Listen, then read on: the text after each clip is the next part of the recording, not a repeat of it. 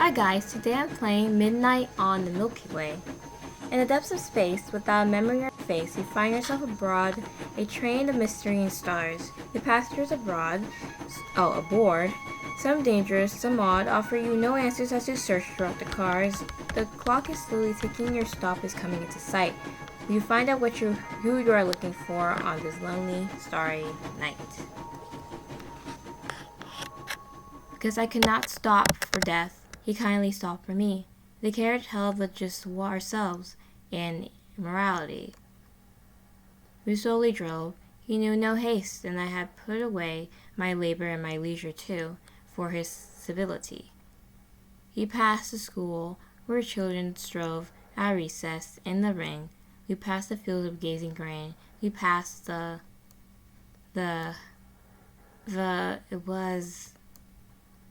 how embarrassing, I can't remember. Unfinished things are the worst. Well, I'm sure I remember how it ends. Would you like me to tell you? Well, in the end, the soft chugging of train tracks waked me up. Something important was being said to me. I can't seem to think of what it was. I have a suitcase in my lap and a hat in my head, and I am sitting in my emptiness. And besides that, it's empty. It's like all my thoughts have fallen out. It is a special sort of trouble. It must have been some way once. It had to be. How did I end up this way?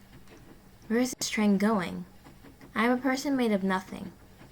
When chasing my thoughts, I only find emptiness too. There is one thing pulling me down into reality, and that is the gentle sound of train tracks. Hour 0, a drink with danger. There's no use sitting and doing nothing. Without much thought, I decide to wander to whatever the next room is. From the inside, I can hear life. That's where I'll find the answer, surely. And it looks to be a bar. It has the sounds of clinking glass and soft humming. There sits an imposing devil bent over his drink. Hey there, Fogface. His voice came out low and gravelly. He gets up with a slight scent of smoke. I discovered a new feeling. That feeling is intimidation. Shaken in your boots? How quaint. There's not much I can do to a Fogface like you. Not anymore. Let's have a sit down. How about that? Okay. Oh, what's this? Nothing is coming out. My mouth is... My hand shot up to my face in a panic. Nothing. It's not the fear killing my voice. I simply have no mouth at all. It's gone. No nose, no eyes. And everywhere else, my hands are net emptiness. Now calm down there, Chickadee. You're ruining my peace. If I could cry out, I would. I shout at the top of my lungs, but it's all gone. What happened to me? Where am I? And who? Enough out of you. The man's deep voice rips me out of my panic. He returns to his drink. Now you can sit there, fronting over your pretty little face, twisting yourself to pieces. Or you can man up and have a drink. It's a perfect night for gin and conversation. Not that you'll be doing much conversation. I suppose that's a point. This annoys me greatly. I take a seat next to him in defeat. There we go. We're the ones in the car. There isn't even a bartender. What luck. Instead of a bartender, it's the devil who slides me a glass and pours.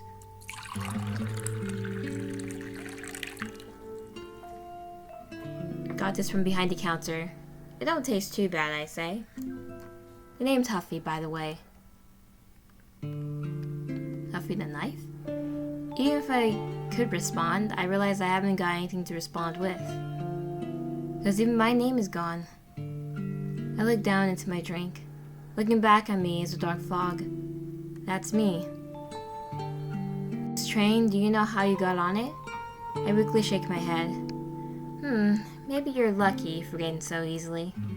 Not everyone gets that luxury. But by your stand-up looks, you seem like you got some good things to go back to. My stop is coming in due time. If you don't mind, I'd like to do some conversation.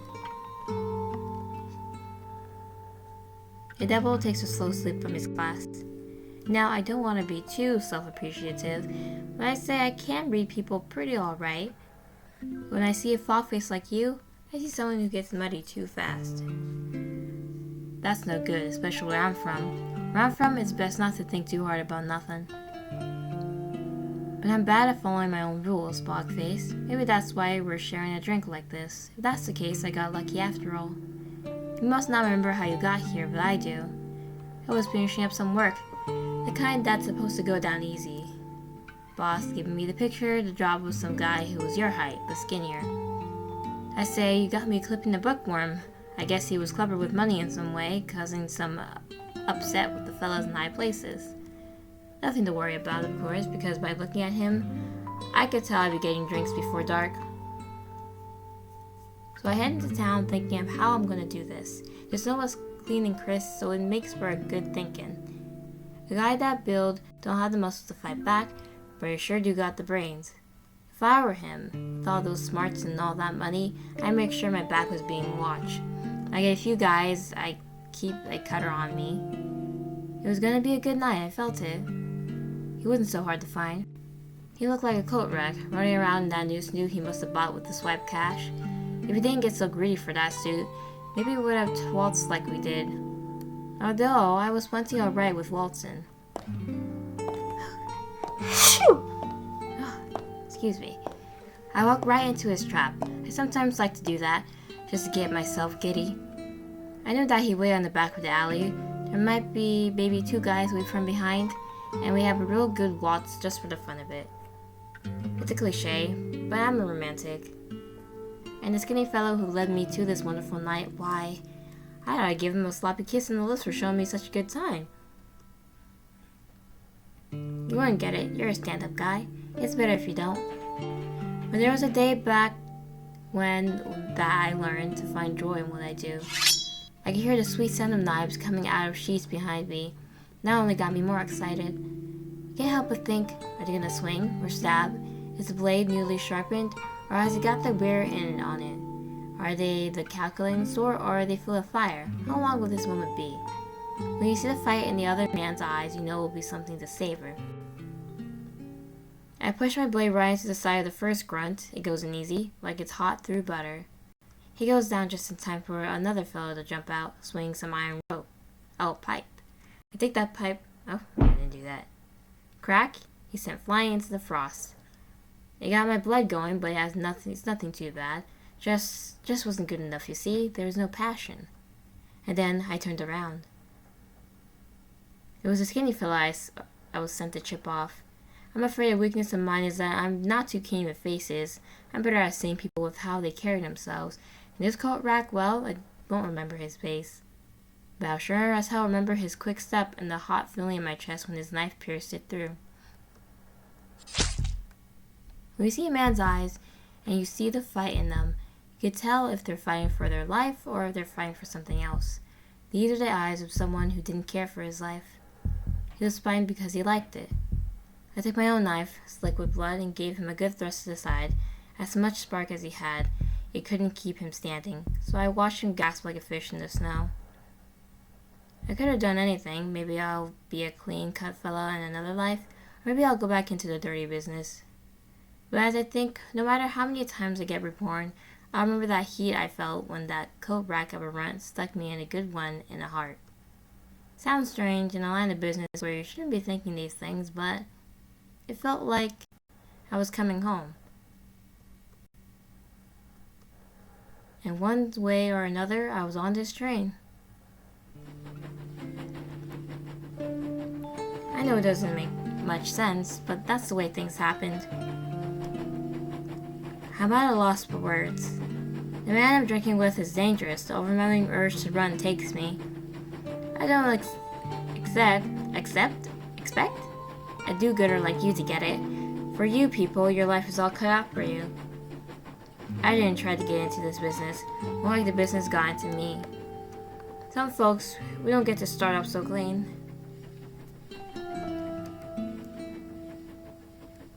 That's alright, Fogface. I can read you plenty fine. You won't have to stick with me much longer. Huffy puts down his drink. I think this is where I'll be leaving. No worries, I won't ask for another round. I'm not that soft. This line of business don't have much in the ways of close relations. I'll give you a present. Carefully, Huffy removes his mask and places it on the bar counter. But he turns too quick for me to see. Since I'm here, maybe I'll turn over a new leaf. Think of that. Huffy gets clean cut. If you're lucky, we won't meet again. Huffy walks away. I haven't touched my drink at all. I don't think I could drink even if I still had a mouth. But it's strange. Even though I'm shaking, even though he smelled like smoke, I think. No, it couldn't be. I get up from the bar. I need to find out where I am. And as much as I feel like I shouldn't, I take the mask that the killer left behind. I don't have any regrets, he said, and he left me with this. I walk out of the empty bar with hurried steps.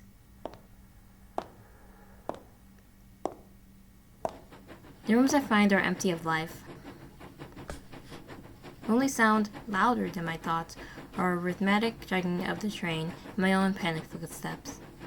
The sensation in my chest grows stronger. Anybody, I just want to... That's it. Thank God, there's somebody here. I open the door and a figure appears before me. A young man with a knowing grin. I can't tell if I'm to be comforted or suspicious. Can you speak? I don't know. I couldn't say. I'm caught up in my own surprise. Just before I couldn't make a peep, but now there's sound? Without even thinking, I put my hand up to the mask and gave a sharp bristle. My ears are met with the sound, and my fingers feel warmth beneath. The mask Huffy gave me. That's good. It would be trouble if you couldn't. Most pastures here have a lot to say. You look like I have a lot to say as well. I'll help you wherever I can. What happens to my memory? Everyone is a bit forgetful in the beginning. It's only natural. Because the shock of the situation is too much for one person to process. Normally, one would be gathering some flickers about now. He furrows his brow in deep thought. I couldn't help but feel awkward, waiting for this child to help me. He breaks the silence with a weary sigh. I'm sorry, this is something for you to find. Please understand. I can't have my disappointment. Talking to more people may help. Okay, who are you then? I'm a passenger, like the rest, but I've been riding longer than most. Shaheen? Fortune boy? You can call me Shaheen. I'm about to offer my own name when my mind goes blank. I've forgotten that. Something so important. It's gone. Shaheen answers my hesitation with an understanding smile. Please, trust me when I say it gets better. Are you? What do you mean by passengers? What do you mean by passengers? Well, we are on a train, so naturally it would have passengers. Aha, I know what you mean. Everyone here has their own circumstances, dealing with things just as you are. Even that devil fella, if you can believe that. I'm reminded of the killer's gruesome story. This strange feeling comes crawling back. I push it away. Please be kind to them, even if they are not so kind to you. What about this train? I too wonder about this train. I can't tell you much. Have you ever looked outside yet? The view isn't like anything. Other than that, I wouldn't worry. Just keep your ticket close. Ticket. Who are you, passengers? I don't remember any ticket. It's surely on your person. Take some time for that case there. The case? I've got a suitcase. For some reason, I can't recall anything that's inside. My name, my suitcase, I haven't got here. Shaheen's face goes unexpectedly solemn. Take care of your ticket. You'll find many a good soul on these tracks, but there are cruel ones as well. I grip the suitcase even tighter. Alright, and that's all. Somehow I feel like I learned nothing at all. He's young and polite, but he still irritates me, dancing around a subject like that. Still, his sincerity is there. He must have his reasons. You look unsatisfied. I understand, I've been there, being locked away with no clear path. And the more you look, the more you realize you're completely, utterly lost. Do you think you will find what you're looking for? I mean, I have to, right? That's a good answer. Some might call you childish for such simple thinking, but I find it admirable. There is something to respect about people who know what they want. He's speaking to me, but it feels strange. As if I'm not really worthy of those words. For now, at least, rest easy. It can be very stressful coming to terms with all this unfamiliar place, alone. But please don't worry, just enjoy yourself while you can. And with that, he makes a movement to leave. Will I see you again? At my favorite question, Shaheen lights up with laughter. You sound like a child there. Or some long-lost lover. If I had a face, it would be turning the brightest shade of crimson. Well, dear lover, I'm afraid I've got my own affairs. Please understand, you're very entertaining. It's just some things must be done by yourself. But I'll visit you when I can, alright? For some reason my chest hurts. Shaheen gives one more glance as he offers his condolences and disappears into the next car. Somehow it hurts. I feel compelled to rush after him, begging for a little more time. But that's just embarrassing. Even as the chest pain grows, it'll be too childish. The thought of drinking with that killer isn't so unattractive suddenly. Anybody, really. A flash from the car window captures my interest. I hadn't thought to look outside yet, but there, I see it. Through the window is a vast expanse of stars. The darkness goes deep and the lights fly past, too fast to grasp. Space. This is what space looks like. And the stab in my chest, I know that too. It's loneliness. And you're in space and you're really by yourself. Hour 1, bright pearls for my darling. The epitome of loneliness. For a time, all I could do was take in the scene. The sinking feeling of being small, being trapped, it was all too strange to absorb. I went numb with the shock. What realistically can I do? All the way out here without a face or name in... it sounds so stupid, I exclaimed. So with my chest puffed out, I began to explore the cars as I come across them. Each car is filled with the empty seats of simple construction, the only real impressiveness coming from the large windows that revealed the stars outside. Slowly, slightly, I thought I caught a sight of a small planet surrounded by golden rings. Occasionally, there would be something that I couldn't make sense of, like the sight of a seabird or a school of fish going by. It's too impossible. However, I've never been to space until just now, so maybe fish and birds and things of that sort are completely common occurrences. What a lovely sight. Yes, it's like nothing else. But even as I stopped to stare and wonder, even as I kept my chin held high, it did not help the beating pain caught between my ribs. My disappointment led me to taking a seat by one of the windows. Out of curiosity, I pressed my ear to the glass. A small tinkling sound, as if the stars themselves were clicking against each other. Maybe that's just the way of conversation. If I close my eyes and focus enough, maybe I can catch a few words.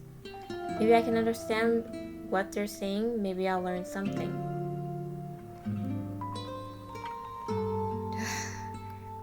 We got a real bum in our pods.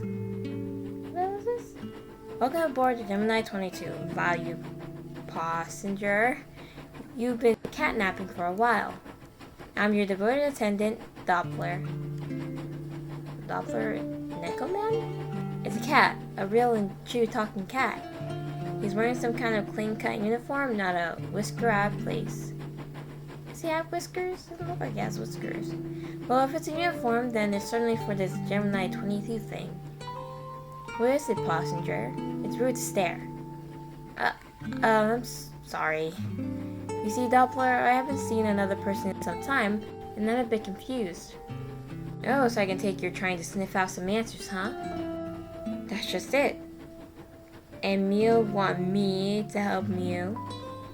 I nod feverishly. His wordplay is grating, but the prospect of help gets me excited like a puppy. The cat man gives me a taut smile. Aha, I see. Sure sucks to be you. Huh? You see, value passenger is not really into my business. Maybe I'm your devoted attendant, but I sure as hell ain't your friend. I'm just here to check for tickets and whatnot. Oh, but Mew got your ticket, right? I feel the urge to slam my suitcase over the smug feline's face. Instead, I exercise restraint and open it for the first time. Well, at least that I can remember. Luckily, the first thing I see is a shiny silver ticket. It's cold to the touch and surprisingly weighty. I hope to find a name, but the only thing I can read are the words Gemini 22 went away. The rest is foreign to me. Gee, passenger, you sure are taking your time. I'm gonna sneeze again. I'm just making sure it's it, alright? Well, passenger will be a silver color, which is like shiny gray, and now larger than a few inches. Shush! Up, I know. I shove the ticket at the smug beast, and he gives it a proper pull punch. This seems perfectly fine. He hands it back after he takes an extensive look. I slip it quickly back into my suitcase. Say, Doppler, what would happen if I were to lose my ticket? What? Are Mew planning on it? No, I just don't know how things work around here, that's all. Sure. His face stays just as smiley, but his eyes feel like they're boring into me. Well, to put it lightly, you be in a world of hell. God. Well, Mew can't reach your stop without a ticket, right? Yeah, right. I can tell if he's joking or not. Either way, this guy really puts me off. I already spent way too much time here. A job's a job, yup. Pick up your ticket, meow. Alright, that guy was kind of a weirdo. And so the fiend pitters away. When Shanine said that there would be cruel souls on this railway, he really meant it. Still, seeing another person eases my pain just a bit. Oh, the suitcase. That's right, I hadn't really looked through it. Hopefully I'll find something that jogs my memory. Silver ticket. Oh yes, the precious silver ticket. I better keep my eye on it. Just as I observed before, it's thin but weighty. I can't read most of the characters engraved into it. What's this? Rubbing my hands across it, a light silver dusting clings to the pads of my finger. It's thin, like glitter of fairy dust. I can't help but be amused by that. Okay, specs. Would you look at that? A pair of gold-rimmed specs. Well, it's not really real gold. The construction is a bit flimsy. From this, I suddenly deduced I had weak vision and an even weaker bank account. Nothing else comes to mind. Okay, a postcard. This is sure to tell me something. Except the postcard is completely blank. Apparently I was too busy to write anything yet. So frustrating. The front of the card has a pleasant photo of the ocean. Fortunately, nothing specific comes to mind. Flowers? Once these must have been lovely, now they're dead. When you pluck a flower, no matter what, it will end up wilting. I can't imagine what or who they once were for. And rings. A pair of wedding rings, they feel impossibly heavy in my hands. They are made of real silver. How much did they cost me? I can't for the life of me remember. Even worse, I can't remember who they're made for. Maybe I asked for someone, or who's carrying the rings for someone. A wave of mystery washes over me. The reason I am on this train had to do with these rings. I could feel it. These were so important. But when I try to dig deeper, my throat begins to close up. That's enough for now. Alrighty, that's all for now. I lashed the case shut again. Yet again, I didn't learn anything new. In fact, I feel almost worse than before. I checked. Such frustration. I wish I knew, just one small thing for certain. What the heck is this? I was so lost in thought, I failed to notice that a small, watery-eyed creature had snuck up on me. A rabbit of all things. They stand blankly staring with their red-rimmed eyes. Are you lost? They simply keep staring. Is your mom here? Is something on my mask? Sure, are you cheerful?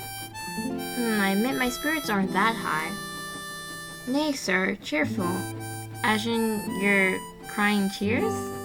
I see now, the shorty is asking if I was crying tears, if I was tearful. A strange question. I don't think I could even if I wanted to, now with this foggy face.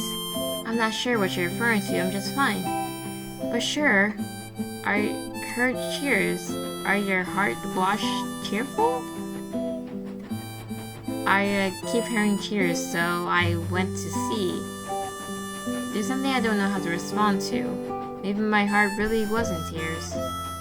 Hi, sir. I have your knots. I can't really read this. Suddenly, the child burst into powerful tears. I'm so sorry, sir. I shot you. Sure, we're sadness. It's quite alright. No, I wish to hear. I can't read this. I can't read this line of baby's talk. I think you mean emasculating, dear. Emasculating. I wish never keen in school, sir. I'm just so sorry. Please calm down, it's alright. My heart was crying. Alright? It was tearful. Finally, she hears me out. If she cried anymore, we would have swum through the cars. That's alright, sure. It ain't emasculated to have a straw sometimes. She pats my knee to comfort me. Thank you very much. The name is Billy. You have my welcomes. Billy Rabbit Child. What a well-mannered kid, even if she's a bit eccentric. Nice to meet you, Billy. I'd love to give you my name, but I'm afraid I don't remember what it is. You don't remember, sure? What a tragedy. A terrible tragedy, certainly. So I'm trying to find something to make me remember. Oh, I'm looking for something too, my precious thing. Oh well, what is it? I can't help but be infected with her sudden excitement. This would be at least a nice distraction. It's true, it's precious ash pie? Because I have this pearly I can see that. Pearls? Oh, pearls. Like from the ocean? Aye, pearls. And I got on this train here, and I didn't have the precious thing anymore. Waterworks again. Billy, don't worry, we'll find it. The Billy drowned in the ocean. What? Will? Absolutely. It has to be around someplace, right? Sure? You're so brave. I actually have no clue how I'm going to find those pearls, but now she sees me as so brave. I have no choice but to deliver. Why don't we get looking for them? Many hands make light work. Aye, aye, sure. Your word be law, sure. I shoot up, suitcase in one hand and Billy's paw in the other, and away we go.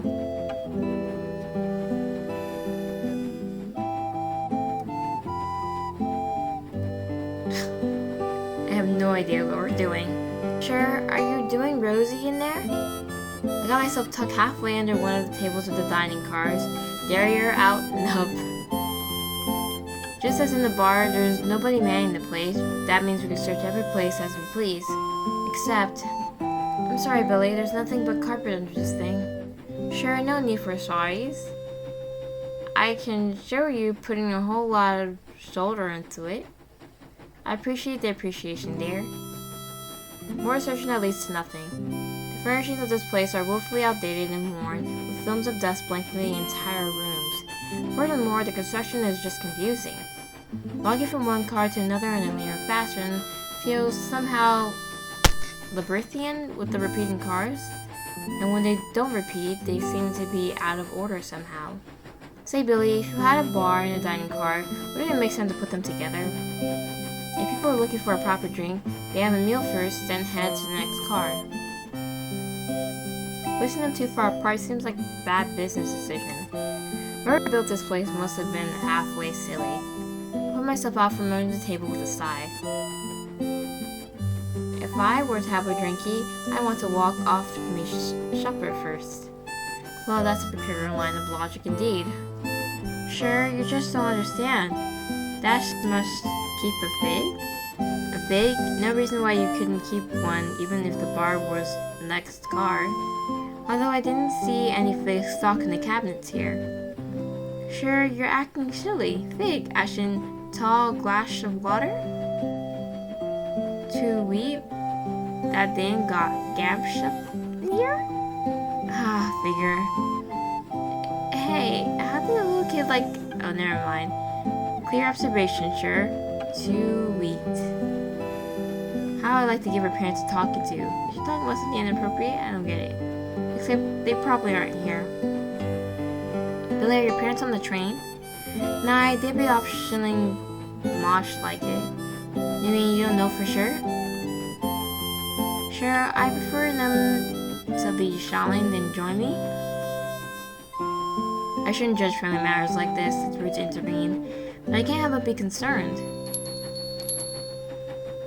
There's a clear ringing.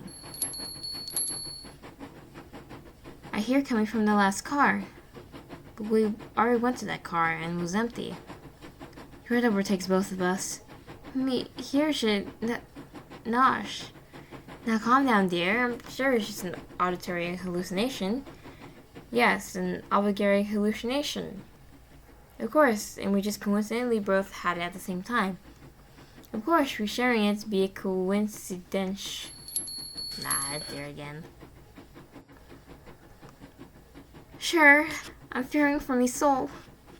It's fine, it's fine. I really don't know if it's actually fine, but it feels like the right thing to say. I'll go check things out. Can you stay here for me? I will guard the home base with my life, sir. I salute the brave soldier. With a pounding heart, I march valiantly to my doom. No, don't go thinking like that. That's too masochistic. Is that really? It'll be fine. It'll be fine. It'll be fine. It'll be... There's nobody there. Everything is as we left it. Even the dust suddenly on the empty seats lies undisturbed. I can't tell if I'm half mad or doubly loony at this point. No, that was real. A sudden wave of chills comes over me as the car changes somehow. Hello? Can anyone hear me? I am answered in the most peculiar fashion. What the hell? That's creepy. The car is no longer empty. Out of nowhere, they simply appeared like phantoms. With some hesitation, I approach one of the figures. Excuse me, do you happen to...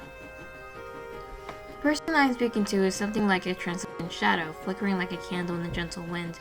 They don't acknowledge me at all, or at least not in a way that I can recognize. Can you hear me? No response. I wave my hand as in saying hello, but they seem to be in another world entirely. Aha! They won't be able to talk for some time. Please understand. I know that polite voice anywhere. You were just like this when you first entered this train. It's the way of things. Well, that's a strange way to enter a train. A strange way suitable for a strange train, isn't it? That makes sense. In its own nonsensical way. Oh, that's just right. This kid knows more about this place than I do. So if anybody would have seen Billy's treasure, it would be him. Say, Shaheen, have you seen any, pearls? Oh, plenty. That was easier than I thought. That's fantastic. Where'd you find them? I didn't find them myself. Rather, I traded them for them when some merchants came to town. Apparently, it's a popular practice in southern regions. I suppose I did find a few myself, but they were hardly of any quality. I should have known. Of course, it was too good to be true. That's what I get for not being Pacific. Any reason for the question? I'm actually looking for specific pearls. They're supposed to be on this train? A friend of mine, well, they're important to her, so I was hoping... Aha! That's much clearer now. Pearls on this train. We both dive deep into thought. I apologize. I haven't seen anything like that here. No need for her to apologize. I'll try looking for them myself. Have you had any advancements on your memory yet? Honestly, I was hoping he wouldn't bring that up again. Billy has been such a great distraction, I almost forgotten the pain in my chest. I feel so disheartened. No, not yet. I searched my case just as you said, and nothing solid came to mind. It's like I'm playing games with myself. I can't seem to win. That's troubling. I don't know how to help you in this case. But you have some time, so don't worry too much. It will come naturally. Now I just feel like he's trying to make me feel better. How do I always end up being the child? Aha, I know. I have a present that might help you. He produced a set of silver inlaid cards from his pocket. They have a dazzling amount of detail in their patterns. You want to play Old Maid? No idea how to play that game. Old Maid, that's right. They're for fortune telling. It's a skill that helps when you don't know what to do. I was about to say I don't believe in that ridiculous stuff, but as I'm on a train in the middle of space, I withhold my statement. Shane pushed the stack of cards to me. Go ahead, take one, and no looking. Might as well try it.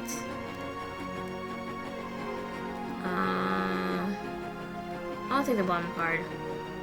Without destroying the entire stack, I slipped one from the bottom. It's the card of... I got the worst card. Shane swipes the card away quickly. I told you not to look. It slows the fortune when you do. Shane, what was that card just now? Please understand, you're not interpreting it correctly. It's quite scary looking, isn't it? But it simply means the end of things. Okay. I'll just concluding things. For example, the end of your search.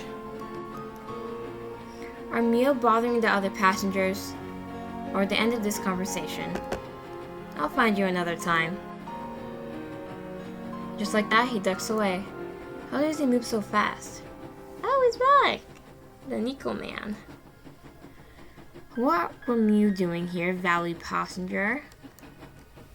I was enjoying the fine company of these good people. Isn't that right, Miss Lady? The shadow next to me does not respond. Yeah, I can imagine. Oh, he doesn't believe us. I better not hear you causing any trouble from here on out. Is that clear? Yes, sir. Thank you, valued passenger. Alright, this guy does not like us. And he finally leaves. I about fainted from fear. That cat has such an intense way about him. He could learn some consideration from a certain somebody. God, Billy. It would be best to tell her that there's nothing to worry about after all. Is she still there? Billy! Billy! Billy isn't here. Neither is my suitcase. Billy, are we playing hide and seek? I check under the tables, through the cabinets, back under the tables again. I'm beginning to panic. She really is gone. Did she run off by herself? Is she okay? And my suitcase. My suitcase has my silver ticket. The thing I'm supposed to protect no matter what. Where did I go wrong? Just when I feel like I'm about to lose it, I spot something at the corner of the floor. A dark feeling climbs into my chest and stays there. Shaheen, he told me, you'll find many a good soul on these tracks, but there are cruel ones as well. A black spot. It's a pull-up suit. It thinly trails all the way up the ceiling and into a crack in the wall. Hour 2, a sickness that stays. That's not good. It's dark. What a simple observation. Of course it is. It's suit. But something about it sucks me in. It makes my chest ache even more. That howl of pain begins to echo stronger the more I stare, making me curiously aware of my condition. I trace my eyes along the trail of the wall, focus on the crack which looks to be bleeding suit. How menacing. Stepping closer, there seems to be the slight sense of something burning? A fire on this train? Whatever is happening in the next car. My heart jumps into my throat. Tentatively, I looked to the door. It shouldn't look like that, right? The window is completely blacked out. Beyond the door, Billy waits for me, my suitcase too. But staring into the blackened window gives me a shock akin to standing near the edge of a cliff. My hand reaches for the door handle, but even before touching it, I feel a powerful chill. It's cold. It's dark. Right then I realize I just might be afraid of the dark. It's silly, but there's something about it I can't shake. I don't think it's silly, bro. The dark is really freaky. Oh, I forgot to read that. How I like to run away. Maybe if I ask Doppler, I can get our new ticket. Maybe I just need to sign some papers. I don't think so, man. I can simply walk out like it's nothing. I don't need to be afraid of the dark. Billy. That's right, there's Billy in there. She's only a little kid. A little kid alone in there. The ache in my chest nearly steals my breath as I open the door and walk into the unknown.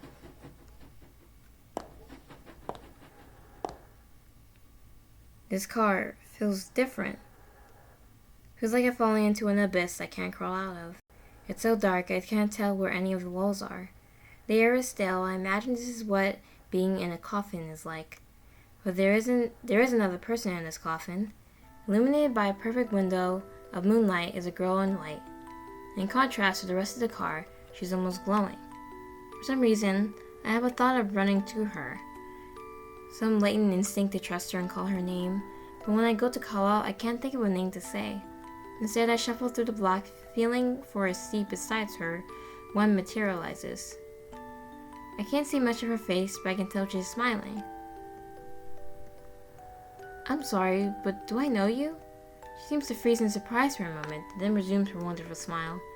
You don't? A lot has been happening lately, so I think I've confused myself. I might have bonked my head somewhere. I can feel my heart about to leap out. She doesn't laugh, but instead keeps smiling. Have you by any chance seen a rabbit here? Oh, like a white rabbit? Not like that. She's a bit stout, has a peculiar way of speaking. If I were to describe it, it would be something like, "Aye, sure, you're looking a bit sorry for yourself." To my surprise, she burst out laughing. It's a light, pretty sound, something I want to hear again. Or have I heard it again and again and again? What kind of rabbit is that? A pirate rabbit? A sailor? Gosh, I don't know. She just might be. Does this talking rabbit have a timepiece as well? Not that I know of, but she's looking for pearls. Aha, her precious thing, right? Exactly. Except I haven't found any traces of it. Actually, I haven't found answers to anything this whole trip. I might be going crazy. Everywhere I go, I seem to hit a brick wall. She seems to be staring at me, and I feel my neck heat up a bit. Is there something on my mask? Nope. This is the case of the heart remembers when the mind doesn't, huh? Excuse me? I was just thinking, you're pretty odd. Your body is practically screaming out, but you can't even remember my name. Suddenly, she claps her hands together. Well, sitting here won't do you any good, right? Why don't you keep looking? Here, in the dark? It can't be helped. Past her shoulders, I see a pit of nothingness. A void emanating the stale air. Maybe we should get help first? You're the type to shrivel up at the first sign of danger, That's not true. The biting accusation catches me off guard. I'll admit it hits harder than I thought. She looks me over with cold eyes. I was just making an observation. You seem so eager to find your friend, too. I am. I have to. She stands up so she is in front of me, challenging bright against the featureless background. She says nothing, but her eyes are fixed on me. Alright, I'll keep searching. There's things I do have to take care of. There's no running away from here. I stand. I knew you'd come through. The girl smiles brightly and wraps herself around my arm. Together, we walk into the darkness.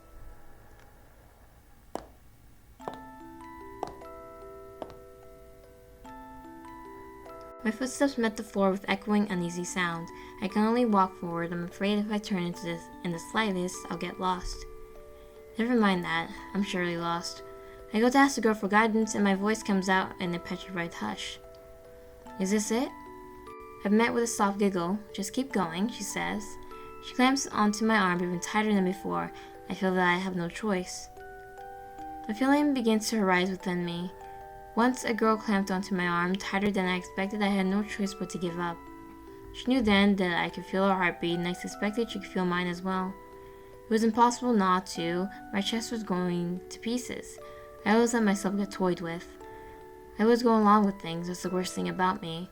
I don't have anything to call my own. I just give it all away. My arm begins to lose feeling. Around it, there was no heartbeat. Around it, there was no warmth. It was just empty. She's empty. I'm empty too.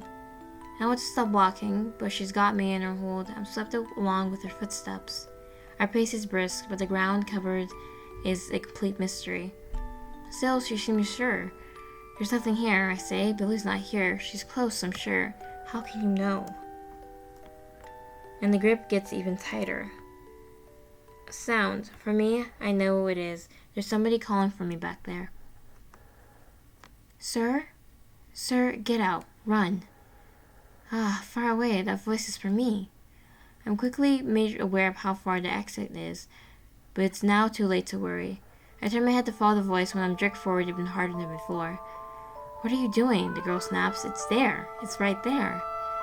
Please, come back. Run. While you still can. I'm sorry, I have to go. The words spill out before I can catch myself. It's too late, isn't it? I turn and push her off as best as I can. It's dark in here. It's cold. I don't want to die in a place like this. Even if it's too late, I don't want to die here. I run with all I've got. Which direction doesn't matter as long as I'm far away. My heart pounds in my ears, and I can feel the warmth burning beneath my mask. Crash. My foot catches on some invisible thing, and I go flying.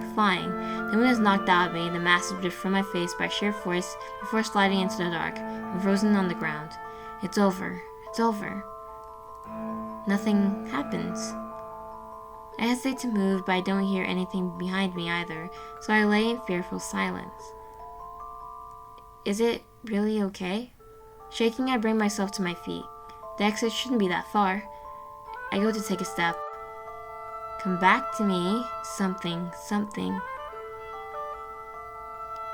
Itself wraps itself around my waist and pulls. I'm yanked back. If I still have my mask, I could at least scream. All I can manage is a weak puff before I'm overtaken completely. Without a sound or pinprick of a light, I'm swallowed up in the embrace of a thing. A thing that wears the face of a girl I once knew. A thing that takes until there's absolutely nothing left. Don't be selfish. Just let me have a bite of you.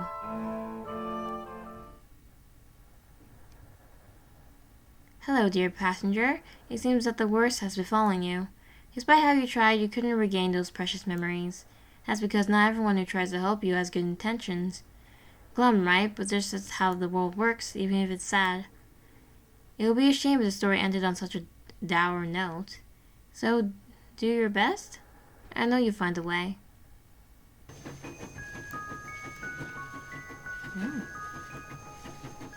Well, that was a bad ending. So, in the end, the little rabbit girl, I don't know if she was to be trusted, or maybe she wasn't to be trusted at all. Maybe she just really was tricking us in the end. That kind of sucks, because she posed herself as a little innocent little girl. And she stole our ticket. I mean, she stole our ticket, so we're pretty much doomed in the end, right? Right? I guess.